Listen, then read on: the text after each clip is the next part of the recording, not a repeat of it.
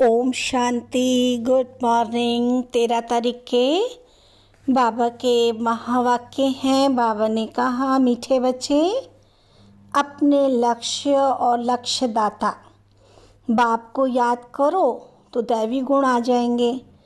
किसी को दुख देना, ग्लानि करना, ये सब आसुरी लक्षण है।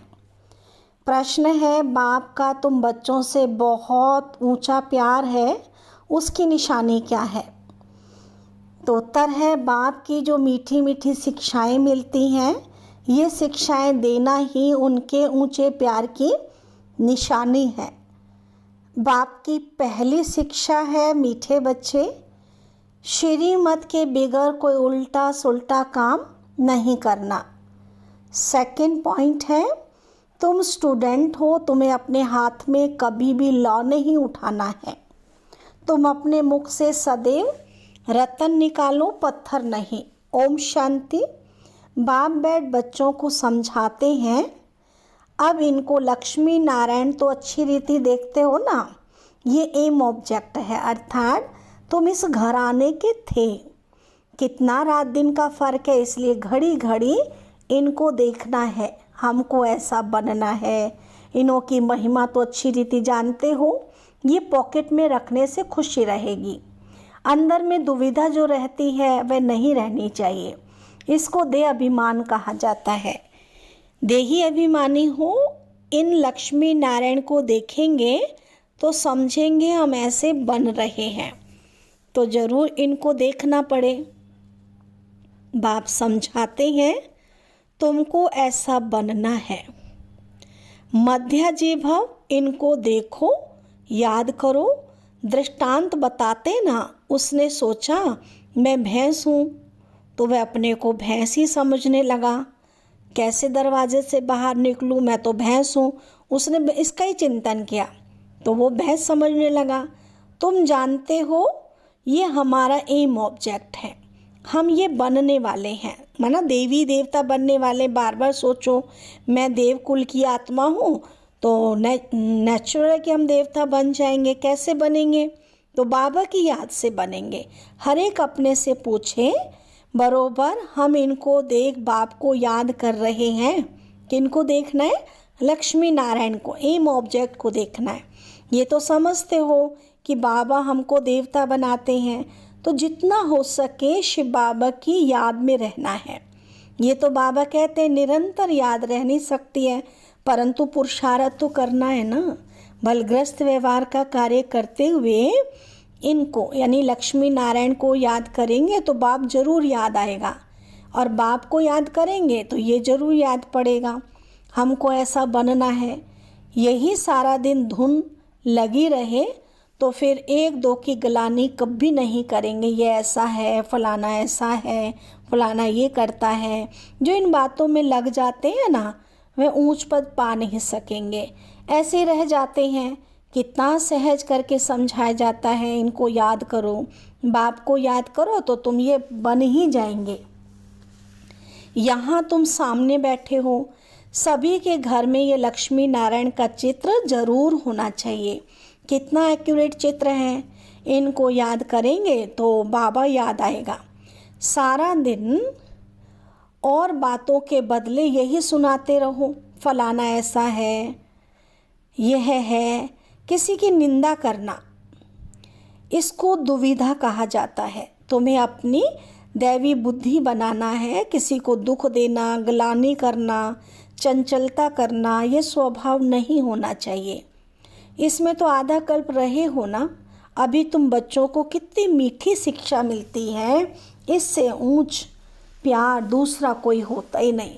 कोई भी उल्टा सुल्टा काम श्रीमत बिगर उल्टा सुल्टा काम करते ना, बिना पूछे करते रहते हैं, तो श्रीमत बिगर नहीं करना चाहिए। बाप ध्यान के लिए भी डायरेक्शन देते हैं, सिर्फ भोग लगा कर आओ। बाबा ये तो कहते नहीं कि बैकुंठ में जाओ, रास विलास करो, दूसरी जगह गए तो समझो माया की प्रवेशता हो गई। माया का नंबर 1 कर्तव्य है पतित बनाना। बेकायदे चलन से नुकसान बहुत होता है, हो सकता है कि कड़ी सजा भी खानी पड़े अगर अपने को संभालेंगे नहीं तो। बाप के साथ साथ धर्मराज भी है, उनके पास बेहद का हिसाब किताब रहता है। रावण की जेल में कितना वर्ष सजाएं खाई हैं, इस दुनिया में कितना अपार दुख है। अभी बाप कहते हैं और सब बातें भूल, एक बाप को याद करो और सभी दुविधा अंदर से निकाल दो। विकार में कोई ले जाते हैं माया के भूत, तुम्हारा एम ऑब्जेक्ट है, ये है राजयोग।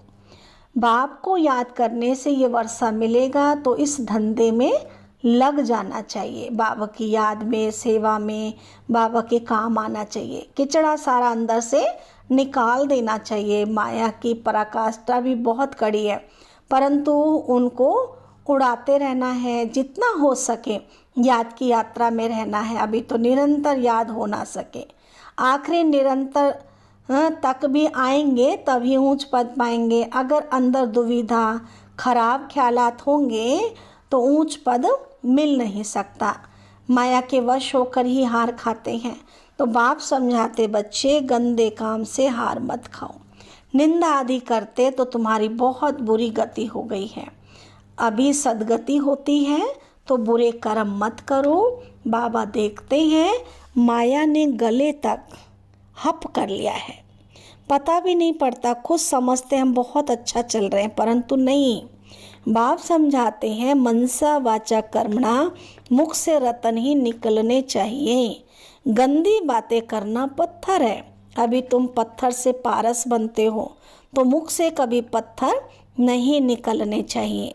बाबा को तो समझाना पड़ता है ना, बाप का हक है बच्चों को समझाना। ऐसे तो नहीं भाई भाई को सावधानी देंगे। टीचर का काम है शिक्षा देना, वह कुछ भी कह सकते हैं। स्टूडेंट को हाथ में लॉ नहीं उठाना है। तुम स्टूडेंट हो ना, तो बाप समझा सकते हैं। बाकी बच्चों को तो बाप का डायरेक्शन है, एक बाप को याद करो। तुम्हारी तकदीर अभी खुली है।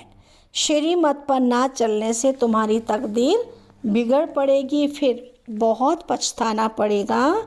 बाप की श्रीमत पर ना चलने से एक तो सजाएं खानी पड़े, दूसरा पद भी भ्रष्ट हो जाएगा। जन्म जन्मांतर, कल्प कल्पांतर की बाजी है।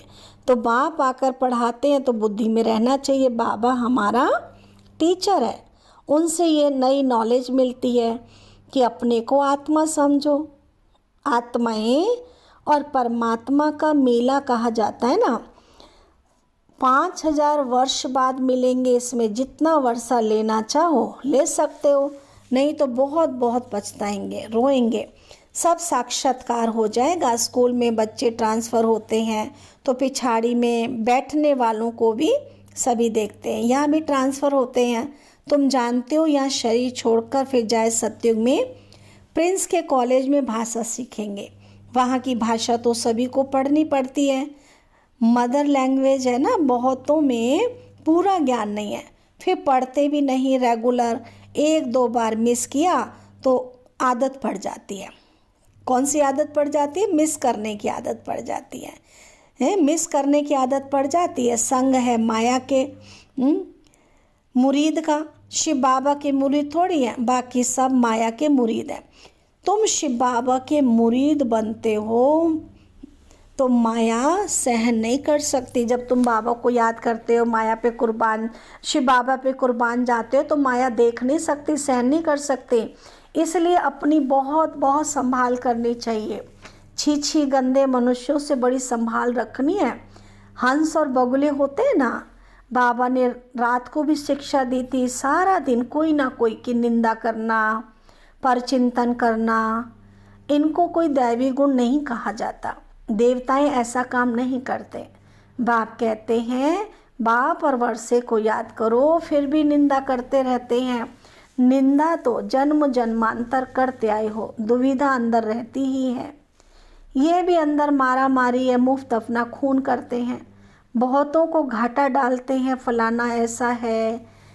इसमें तुम्हारा क्या जाता है? सबका सहायक एक बाप ही है ना। अभी तो श्रीमत पर चलना है। मनुष्य मत तो बड़ा गंदा बना देती है, 1-2 की ग्लानि करते रहते हैं। ग्लानि करना ये है माया का भूत, यह है ही पतित दुनिया। तुम समझते हो कि हम अभी पतित से पावन बन रहे हैं, तो ये बड़ी खामियां हैं। समझाया जाता है आज से अपना कान पकड़ना चाहिए, बाबा कभी ऐसा कर्म नहीं करेंगे। कुछ भी अगर देखते हो तो बाबा को ही रिपोर्ट करनी चाहिए। तुम्हारा क्या जाता है, तुम एक दो की गिलानी क्यों करते हो? बाप सुनता तो सब कुछ है। बाप ने कानों और आँखों का लोन लिया है ना। बाप भी देखते हैं, ये दादा भी देखते हैं। चलन वातावरण तो कोई कोई का बिल्कुल ही बेकायदे चलता है। जिनका बाप नहीं होता उनको तो छोरा कहा जाता है। वे अपने बाप को भी नहीं जानते, याद भी नहीं करते, सुधरने बदले और ही बिगड़ते, इसलिए अपना ही पद गवाते हैं। श्रीमत पर नहीं चलते हैं तो छोरे हैं समझो। माँ बाप की श्रीमत पर नहीं चलते हैं तो अपना ही नुकसान करेंगे। त्वमेव मातश्च पिता त्वमेव बंधुश्च सखा त्वमेव। आदि भी बाप ही बनते हैं, बाप ही सब कुछ है ना। परंतु ग्रेट ग्रेट ग्रैंडफादर ही नहीं तो मदर फिर कहाँ से होगी? इतनी भी बुद्धि नहीं है। माया बुद्धि एकदम फेर देती है। बेहद के बाप की आज्ञा नहीं मानते हैं तो दंड पड़ जाता है। जरा बाबा कहते हैं जरा भी सदगति नहीं होती है। बाप देखते हैं तो कहेंगे ना इनकी क्या बुरी गति होगी। यह तो टांगर अक के फूल है, जिसको कोई भी पसंद नहीं करता तो सुधरना चाहिए ना, नहीं तो पद भ्रष्ट हो जाएगा, जन्म जन्मांतर के लिए घाटा पड़ जाएगा। परंतु देह अभिमानियों की बुद्धि में बैठता ही नहीं है। आत्म अभिमानी ही बाप से लव कर सकते हैं। बलिहार जाना कोई मासी का घर नहीं है। बड़े बड़े आदमी बलिहार तो जा ना सके, वे बलिहार जाने का अर्थ भी नहीं समझते। हृदय विदीर्ण होता है, बहुत बंधन मुक्त भी हैं।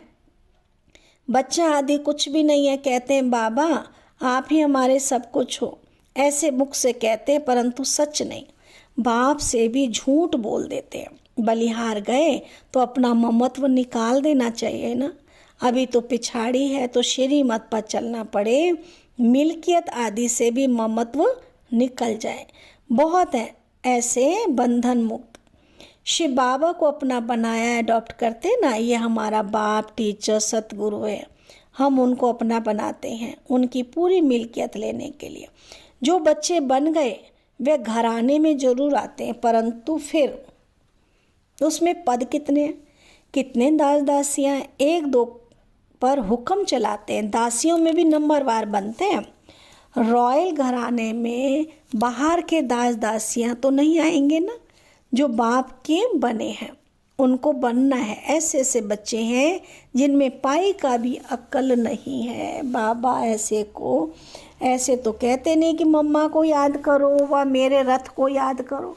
बाप तो कहते हैं बच्चे माँ में कम याद करो, यानी देह के सब बंधन तोड़ अपने को आत्मा समझो। बाप समझाते हैं कि प्रीत रखनी है तो एक से रखो तो बेड़ा पार होगा। बाप के डायरेक्शन पर चलो। मोहजीत राजा की कथा भी है ना। पहले नंबर में बच्चा तो मिल्कियत का मालिक बनेगा। स्त्री तो हाफ पार्टनर है, बच्चा तो फुल मालिक बन जाता है। तो बुद्धि उस तरफ जाती है, बाबा को फुल मालिक बनाएंगे तो सब कुछ तुमको दे देंगे। लेन देन की बात ही नहीं, ये तो समझ की बात है। भले तुम सुनते हो फिर दूसरे दिन सब भूल जाता है। बुद्धि में रहेगा तो दूसरों को भी समझा सकेंगे। बाप को याद करने से तुम स्वर्ग के मालिक बनेंगे। ये तो बहुत सहज है। मुख चलाते रहो, एम ऑब्जेक्ट बताते रहो, विशाल बुद्धि तो झट समझेंगे। अंत में ये चित्र आदि ही काम आएंगे। इसमें सारा ज्ञान भरा हुआ है। लक्ष्मी नारायण और राधे कृष्ण का आपस में क्या संबंध है ये कोई नहीं जानते। लक्ष्मी नारायण तो जरूर पहले प्रिंस होंगे। बेगर टू प्रिंस है ना, बेगर टू किंग नहीं कहा जाता। प्रिंस के बाद ही किंग बनते हैं। ये तो बहुत ही सहज है, परंतु माया कोई को पकड़ लेती है। किसकी निंदा करना, ग्लानि करना, ये तो बहुतों की आदत है। और कोई काम है ही नहीं, बाप को याद ही नहीं करते। एक दो की गिलानी का धंधा करते ही रहते हैं। यह है माया का पाठ। बाप का पाठ तो बिल्कुल ही सीधा है।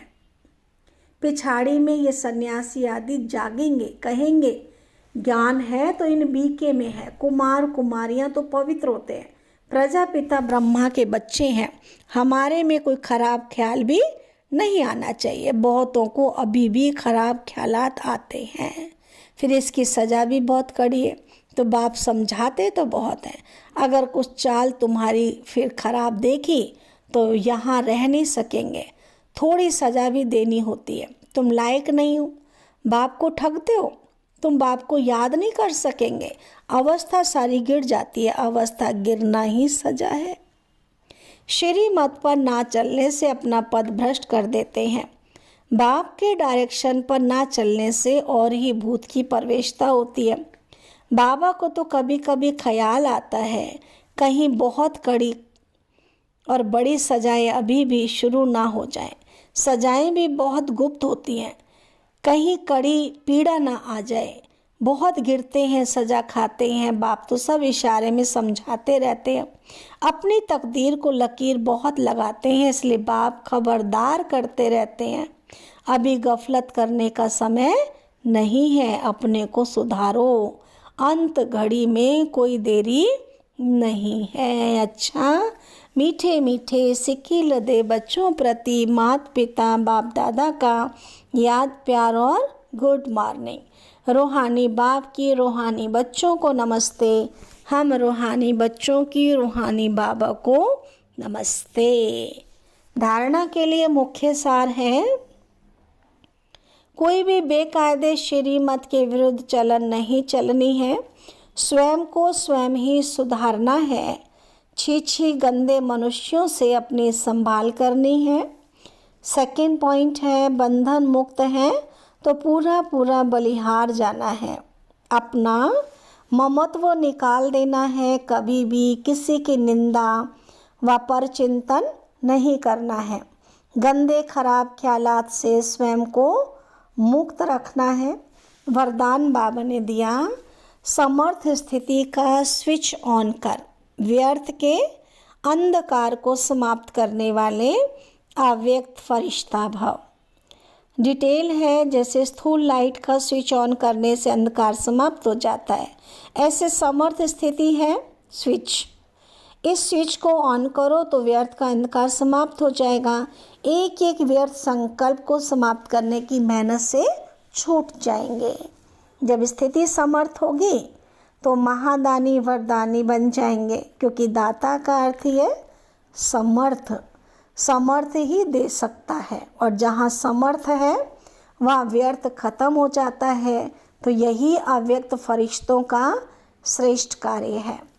स्लोगन है, सत्यता के आधार से सर्व आत्माओं के दिल की दुआएं प्राप्त करने वाले ही भाग्यवान आत्मा है। अच्छा, ओम शांति।